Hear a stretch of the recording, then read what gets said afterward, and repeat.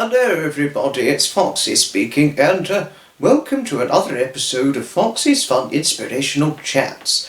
And today I will be your host. And in this episode, this is going to be a new episode featuring and starring Robert the Cat. I did get quite an interesting review from my wonderful and most interesting friends. Well, one of my most interesting friends, a nice, down-to-earth, friendly couple, Graham and Fiona Hesketh. And it was Fiona, I think, who really was quite greatly taken by the Robert the Cat story I did, which was episode 78, by the way. The episode 78, just to let each and every one of you know, was the Robert the Cat story. Just to say, now this is a second Robert the Cat story. Just to say, in episode, where are we now? Episode 83 now. Episode 83, Robert the Cat. And also, I was so moved and so thankful for Graham and Fiona's most friendly response and review to the story I did. Well, it was Fiona who particularly reviewed the story well. I think Graham did review it well, but in his own way and all that. But Fiona, oh my good, lovely Fiona, really, the nice way Fiona was viewing and reviewing the story, and I was thankful for what she had to share about my Robert the Cat story. Thank you to you indeed, Fiona, who's the YouTuber Avid Gardener. Just to let each and every one of you know. But without further ado, here's the story. The Robert the Cat story. Robert the Cat had just eaten his breakfast, but he wanted to have an adventurous day out. Once he eats his breakfast, he goes out to either want to go out and watch some trains usually. So, which is how he generally likes to spend a day. Sometimes he would go hunting, but generally he much preferred watching the railway trains or watching his model railway, his newly installed model railway in his own hometown, in his own home cottage. But he decided to have a bigger adventure for today, that was. As he went to watch some trains near to his train spotting point, where he generally liked to watch the trains or whatever train he could happily see from his point of view, he saw a BR diesel on an RHTT train, or railhead treatment train service. And it was the autumn time. It was a Class 37 diesel he could see, but he didn't even know of the Class BR Class 37 EE English Electric Type 3 diesel locomotive, you know. So, upon seeing it, he could see there were no other trains going by apart from the train that had stopped at the signal. So he walked down to the tracks, but didn't walk on the live rail, or otherwise that would have killed him. So he jumped over to the rails and walked on the side where the Class 37 was. And there, he decided not to get in straight away, because he was going to sneak inside the Class 37 train cab unnoticed.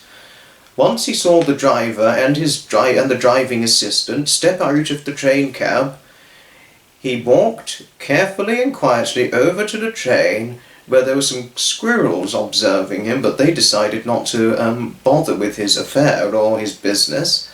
So Robert stealthily and sneakily walked over to the cab and leapt right into the cab, and he was inside. There, but he knew he could not be seen by the drivers. So he looked around to see if there was anywhere he could hide himself under so that he'd be completely unnoticed. Then he saw a rucksack sat beside the right-hand side of the cab door, which was fortunately sealed up and completely locked because the train was on the left-hand side of the rail and not the right-hand side of the rail. So, stealthily as possible, Robert walked over to the cab, and hid himself by the driver's rucksacks. He curled up in a ball around the rucksack so that the drivers would not notice him. And then he went to sleep, as his plan was to fall asleep whilst riding on board a train cab. But the drivers and the driving assistant knew nothing, as they had to stop the train for some apparent reason, but the reason is unknown. So they walked inside the cab back into their seating positions, but they did not notice that Robert the cat had snuck on board the cab. So they got into the cab. The signal shone amber, so that meant they could not just speed off. They had to go slowly. So the driver got the gear into forward and then pulled the throttle gently, and the train began to move slowly and not speedily away from the stop, from where it had stopped, which was at the red signal. So it began to move slowly, and they had to move slowly until the next signal was green. But if the next signal was amber, they would have to stay moving reasonably slowly. But still, though they were moving slowly, they still didn't even notice Robert the cat, as he was sat curled up in a ball so quietly and sleeping so soundly and peacefully and quietly, they just could not notice him. And he was hid by the rucksack so that he wouldn't be seen. Before long they saw a green signal. The driver pulled the throttle into full, and vroom! The Class 37 diesel the driver was driving, with the assistant sat in the assistant seat, began spluttering and thrusting into action as it moved. The train began to go faster and faster and faster along the main line. But no matter how much faster the train went, it did not seem to bother, nor did it wake up Robert the cat. Robert the cat was fast asleep, having a dream whilst the train was moving. Robert had a dream that he went to a miniature railway and began to observe all the volunteers volunteering at the miniature railway. And whilst they were volunteering, the miniature volunteers said, or one of the child volunteers, the younger volunteer, said, "Oh look, it's a pussy cat. Hello, cat," said the youngster volunteer. "Oh, hello. Are you hungry?" said one of the older volunteers. "Meow, meow, meow." Robert went, though this was only in his dream and not in real life. And so the volunteers, obviously they were not going to put Robert the cat on board a miniature train. They were going to feed him a little bit of lunchtime food before the railway could start running into action. And so Robert the cat felt like he was a part of the miniature railway's company as he was observing the miniature railway itself. He was certainly one happy cat to be observing the miniature railway itself when he went. But obviously he was a little disappointed he could not ride on the miniature railway. And then he had another dream that he'd snuck on board an aeroplane that was doing a direct flight from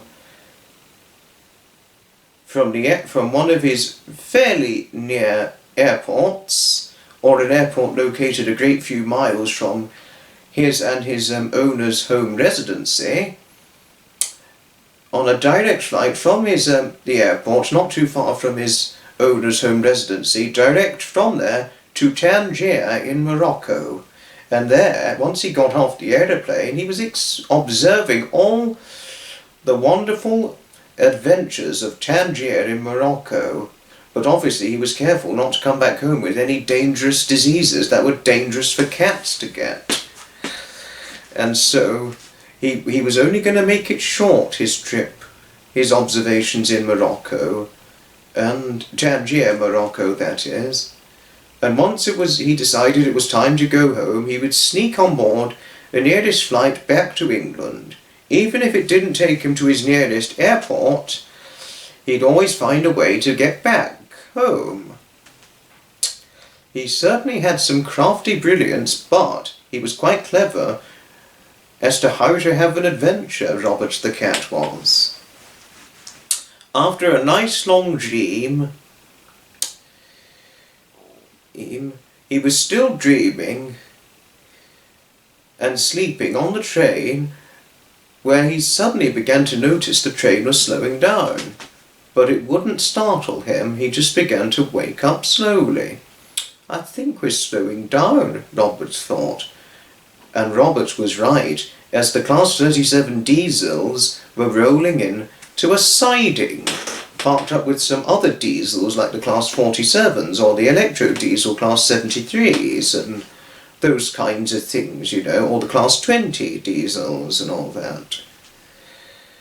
And before long, once it was sufficiently into a siding, the Class 37 diesels on the RHTT railhead treatment train service, it stopped. The driver turned off the engine of the train, and then they stepped out of their seats. And as the driver picked up his rucksack, there he saw Robert.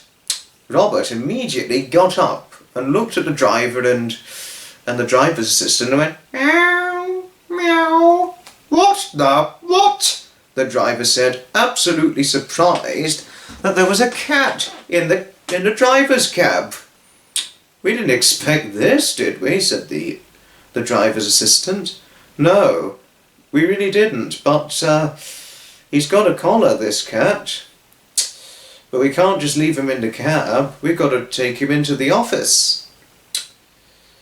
And so, meow, meow, Robert said, come on now we've got to take you to the office. And the driver began to pick Robert right up and was like, we'll get you back to your owner, come on. And so after he picked up Robert, they walked out of the cab and walked into the office, where they had to check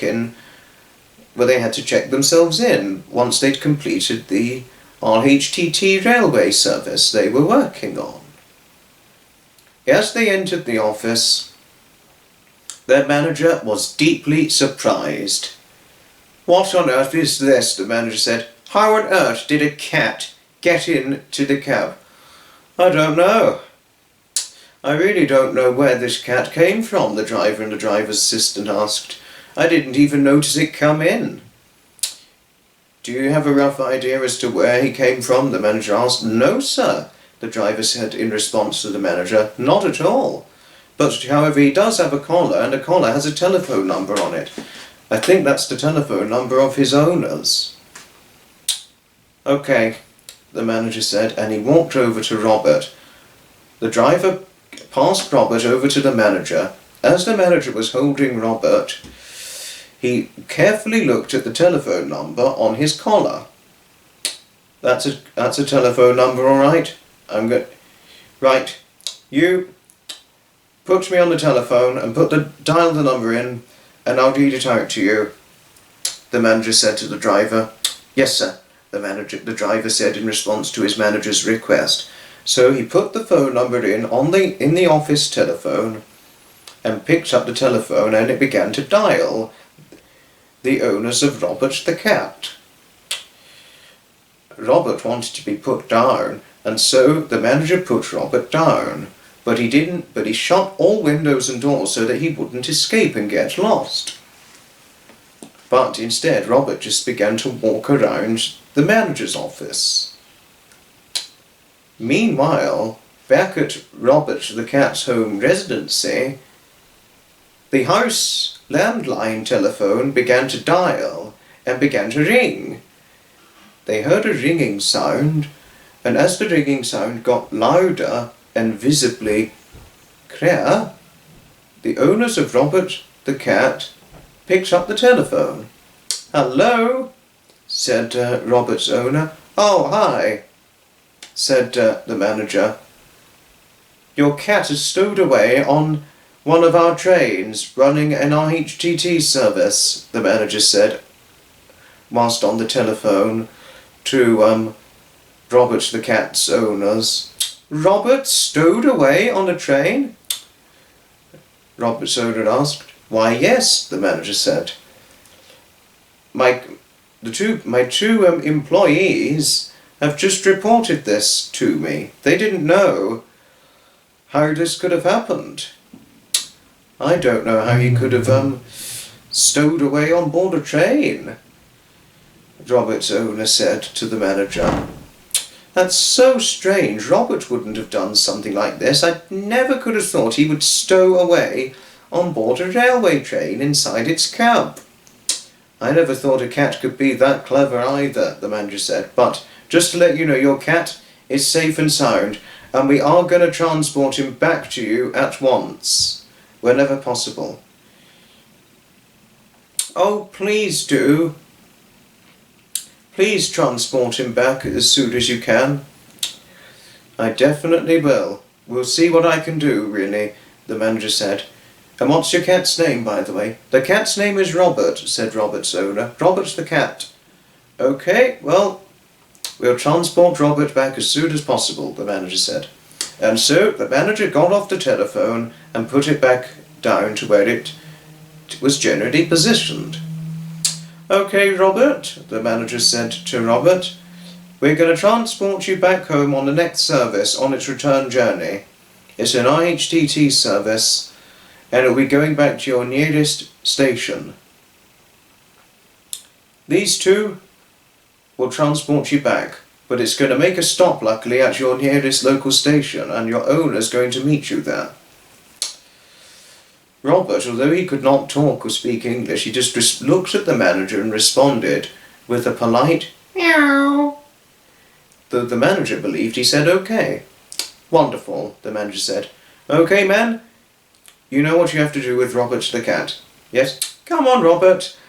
The driver and the driver assistant said, come on, as they picked him up and took him towards their train cab. They got on board the train cab, and Robert, though he could not sit in the driver's seat, he decided to sit on the windscreen, but only to the middle window of the Class 37 and not the left-hand side window. Otherwise the driver would not be able to see on the left-hand side of the window. You'll be all right there, just don't go to the left window, Robert, okay, said the driver. And so he started the train, pressed the AWS reset, the Class 37 got started, put the gear into forward, and because they were in the siding, they had to be very, very slow and very, very careful to steadily roll out of the siding.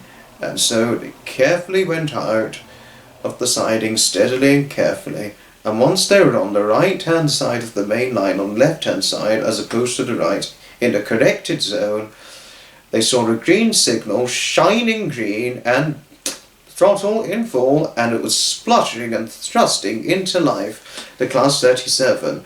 Robert began to stand up, though in the middle of the positioning of the middle second window, and not the first or the last window. Robert enjoyed the trip very, very much, as this time he was not sleeping as the train was moving. As he was standing up, looking out at the rail in front of him, he just couldn't believe what he was seeing. He enjoyed the trip immensely. Has a cat ever rode inside a railway engine carriage or cab before? Robert asked himself. He could not have been more happy nor more excited than any other cat to have ridden inside a railway engine cab. Robert felt like he was one lucky cat, and he certainly felt as though he was one happy cat to have done such a thing.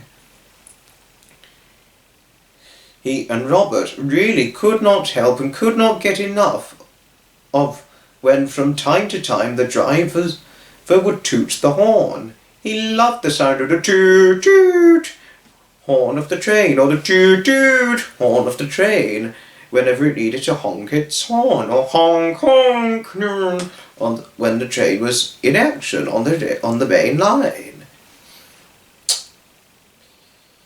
Before long, the Class 37 arrived at the station it was meant to stop at, and as it slowly and steadily made its way into the platform, they stopped at a right zone of the platform, and there, on the platform waiting, was Robert the cat's owners.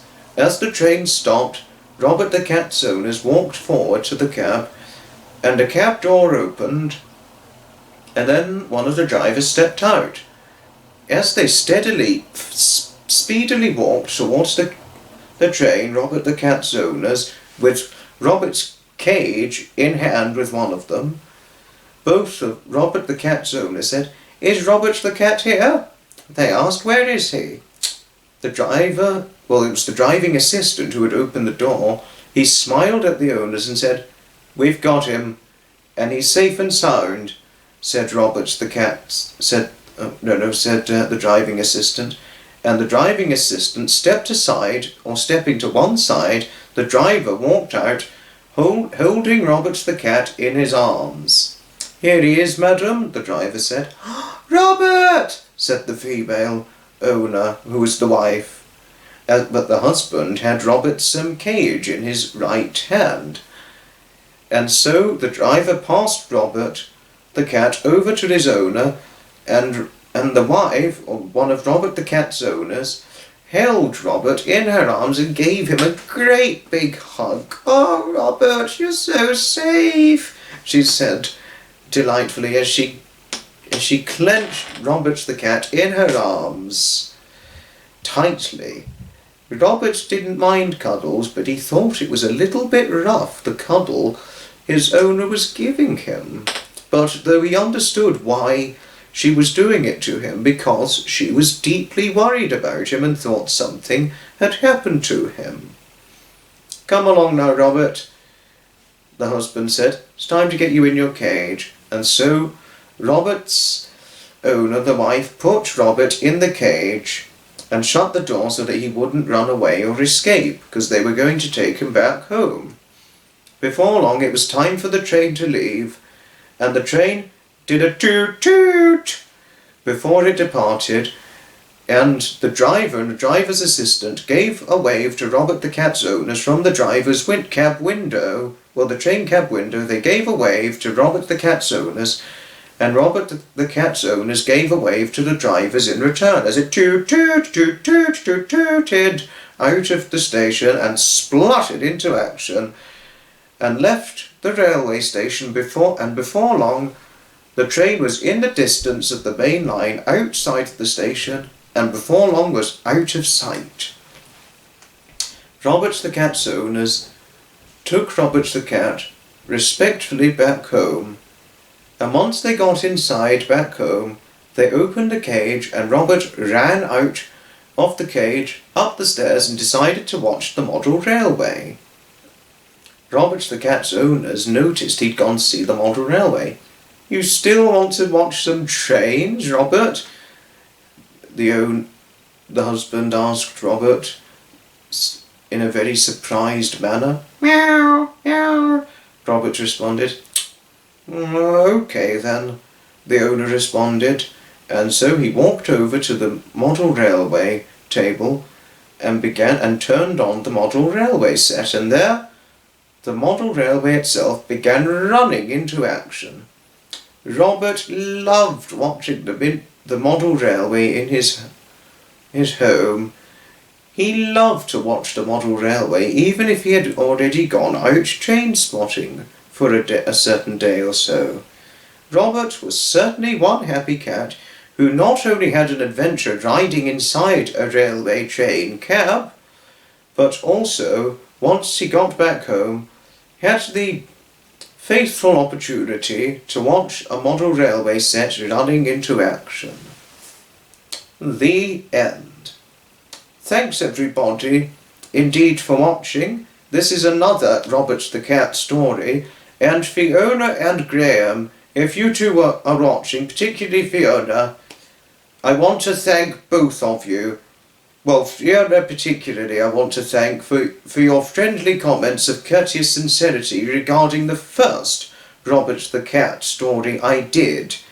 And this is now the second Robert the Cat story. And do let me know, you two, what your thoughts were on this second Robert the Cat story. And in the next episode of Foxy's Fun Inspirational Chats, it will be the continuation of this Learning Steam Railway history, just to say. Thanks all for watching, and I shall certainly see you in the very next video. Ta-ta, another time. From Foxy. Oh.